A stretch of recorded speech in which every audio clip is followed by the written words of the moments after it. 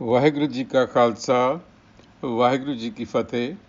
Welcome to the segment of Khoj Gurbani's a-sabad-a-day. Our recitation is Maj Mahalla Panjwa, composition of the fifth Nanak, Guru Arjan, composed in Rag Maj. Simrat Naam Ridhai Sukh Paya, Kar Kirpa Bhakti Pragataya, संत संग मिले हर हर जपया बिन से आलस रोगा जियो जाके ग्रह नव निधि हर पाई तिस मिलया जिस पूरब कमाई ज्ञान ध्यान पूरन परमेसर प्रभ सबना गल्ला जोगा जियो खिन मह थापयो थापण हारा आप इकंती आप पसारा लेप नहीं जग जीवन दाते दर्शन डिठे लहन विजोगा जियो अंचल लाए सब शिष्ट तराई अपना नाव आप जपाई गुर बोहित पाया कृपा ते नानक तुर संजोगा जियो. Let's read the Sabad in free form translation first and then look for meanings that we can carry away. So the initial section starts with Simrat Naam Ridhai Sukh Paya. I found abiding happiness, Sukh Paya, by focusing my attention, Simrat, on the teachings of the Guru Enlightener. With the guidance of the Sant Sang Mil. Here the reference is to the Guru.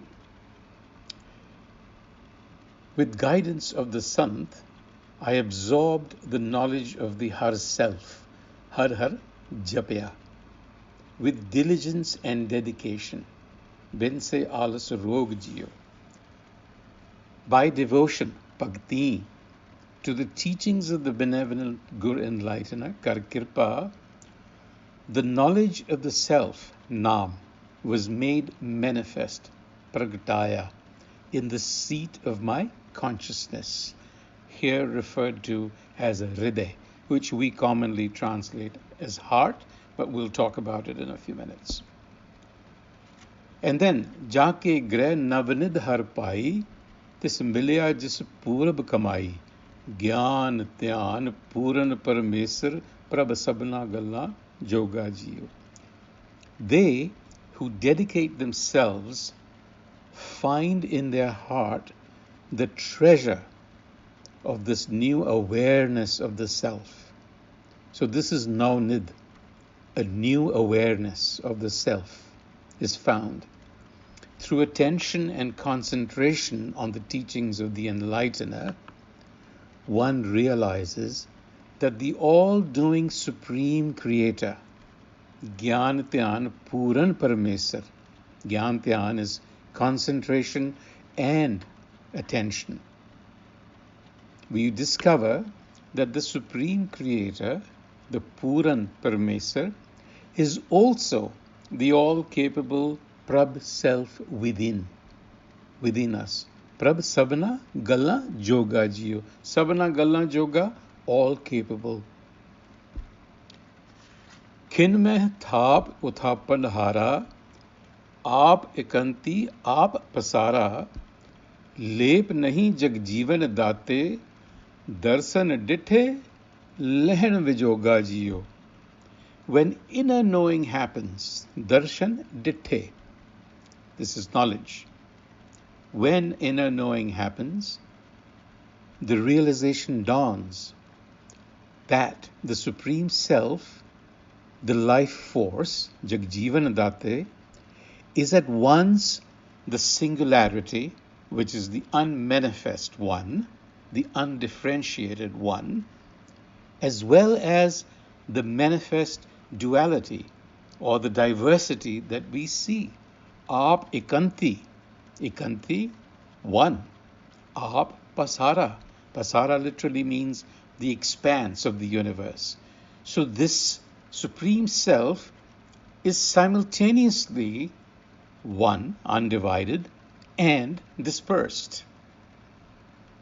We also realize the knowledge that this Supreme Self can build and demolish, can create and destroy in the blink of an eye. Kin. Kin mein thap, to build, uthap is to destroy, the opposite.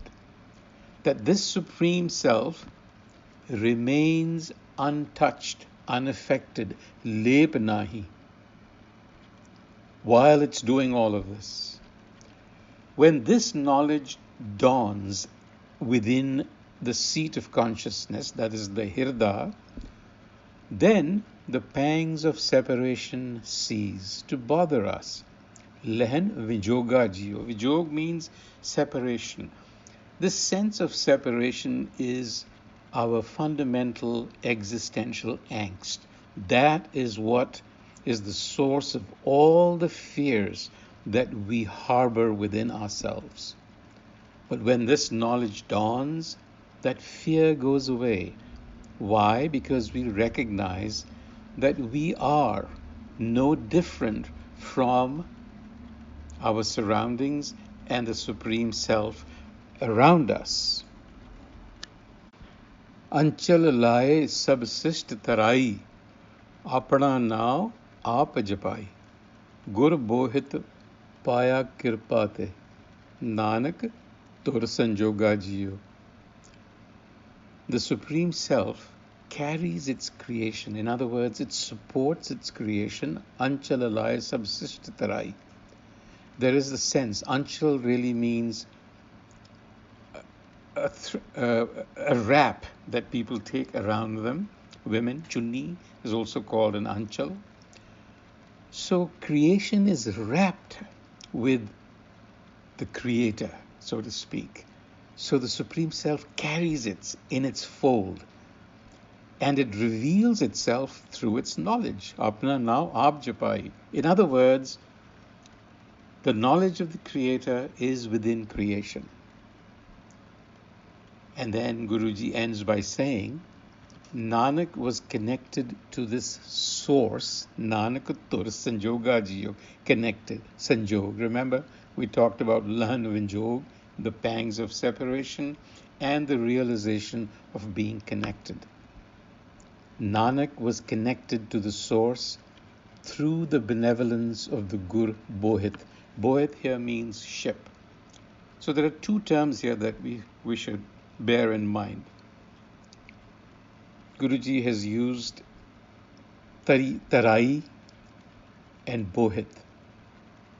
In Gurbani, our existence has often been equated to an ocean, the ocean of fear, Bhavsagar.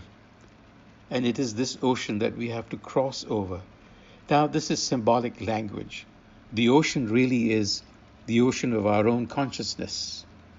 And we have to go across. What that means is we have to keep going deeper into the depths of our own soul. That is the travel we have to make, so that the deeper we go, the closer we get to the source, and the less anxiety we experience. That's the whole idea. And the Guru is the ship that carries you across, that guides you across this ocean of existence. Gur bohit paya kirpate. So through the benevolence, because the Guru is benevolent. And by the way, the Guru ultimately is Gurbani. Gurbani teaches you how to tap the Guru within. So the Guru is within, and that will guide you inward.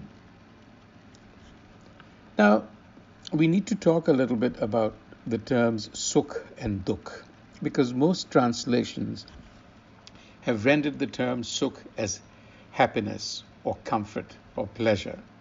Now, while this is not entirely incorrect, these translations are, for the most part, referring to the happiness or the unhappiness that we ordinarily experience, which is very transient.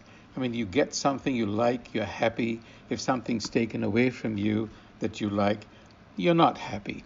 And it is fleeting. It comes and goes within the span of a day. You probably experience the swing from being happy to being unhappy multiple times. Now, the Sukh that Gurbani is talking about is referring to an innate quality, by which I mean it is a quality of the self. And its feature, its characterization is that it is a state of abiding agreeableness. You're agreeable.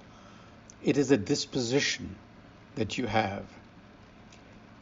Let's say when you say that, hey, I feel like I'm resonating with my surroundings. I'm cool with things the way they are. I'm kind of satisfied. That really is the Sukh that Gurbani is talking about. It's a way of looking out into the world from the inside. And this is in contrast to Dukh. Now, mind you, the two are not opposites.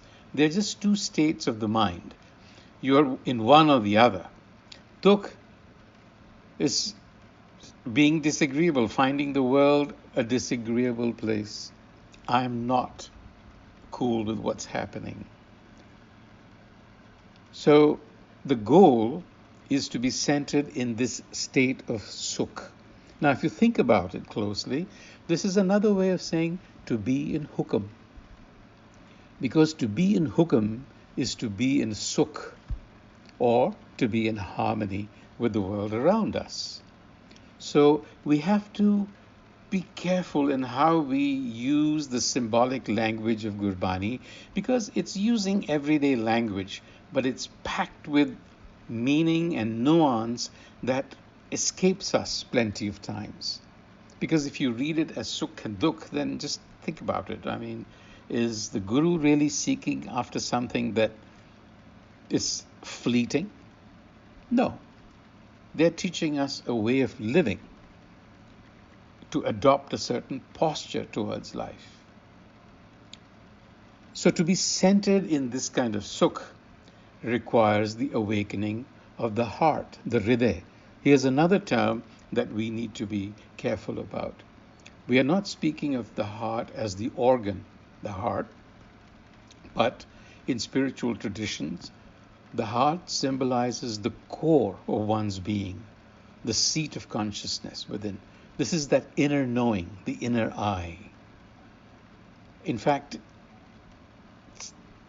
in the medical world today, they recognize three physiological centers of knowing, the brain being the largest, but there is also the intestinal centers, the neural networks, which has its own inner knowing. So when you say, I have a gut feeling, you're really talking about there being a center within the intestines. And then the subtler one is the cardiac network, centering around the heart. It's a subtle place that knows how to keep the heart afloat, for example. You don't know how to do it. You aren't even aware of how the heart is functioning. These are all involuntary systems. So it is from this source of knowing that Sukh arises. And it is this source of knowing that we have to go to. And here's why. Ordinary sense perception through the senses is from the outside in. That is, our ordinary sense perception breaks down reality by differentiation between subject and object. The whole is simply too big, too vast for the sense perception to comprehend. Seeing with the heart, on the other hand, is seeing from the inside out. Reality has to be felt or experienced, and the heart is the ground where this resonance is felt. And in this passage, Guru Arjan is teaching us that it is the heart that can see what is not visible to the eyes. The eyes cannot see the Supreme Self because it is invisible to the senses, but the heart can experience its presence. It's a presencing. It is the heart that intuitively knows that the life force is at once one in many, that it can destroy and create, that it can remain untouched as it does all of this.